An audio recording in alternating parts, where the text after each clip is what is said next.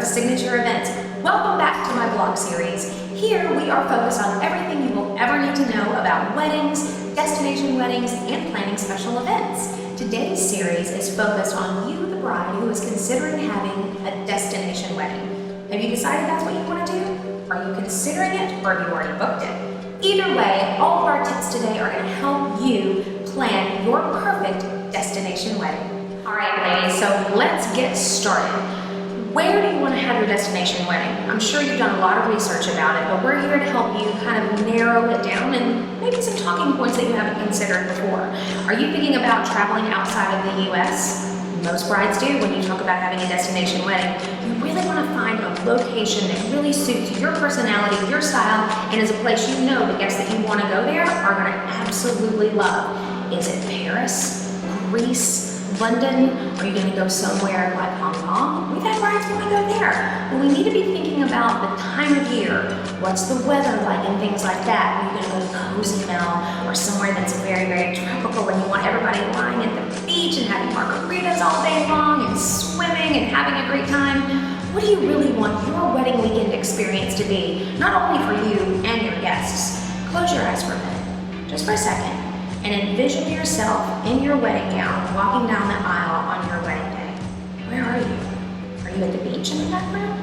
Is there an ocean or a private yacht? Is it going to be some exquisite mountain backscape? Think about what it is that you want and then start considering the logistics. Because really, weddings are beautiful, but planning is the part that is going to get a little tricky if you don't do your research. So here come a few tips that may be helpful for you. My first tip for you is going to be marriage license.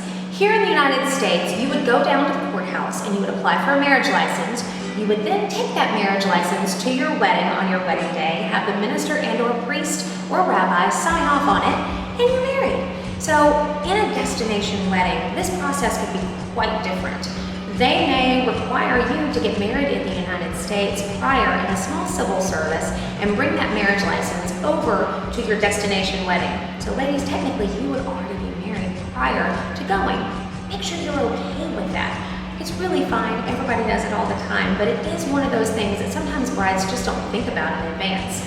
You can either do your ceremony beforehand if you have to do this, and or after you come back for your actual wedding and ceremony in your destination location. It's really up to you.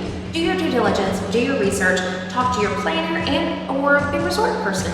They can certainly guide you in this process. The next thing that you want to consider is passports. Passports are critical if you're doing a destination wedding. You cannot believe how many people have called me and said, my brother, his passport is not up to date, and I've had to make emergency phone calls for them. You want to make sure that everybody's passport is up to date. So giving everyone plenty of time, maybe by sending out save the dates and saying, hey guys, we're getting married. This is our wedding date. We really want you there.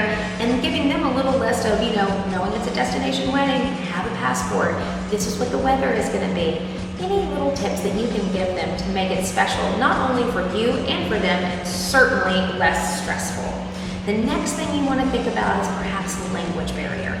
If you're going to a country that isn't exactly English friendly, make sure you either talk to your resort and or your planner there and see if you can hire perhaps a translator for your group for the weekend of your wedding. That can obviously eliminate a lot of stress factor and is really not that expensive when you really think about the stress and the time it's going to take for your family and friends to have their iPhones out trying to translate as people are talking to them.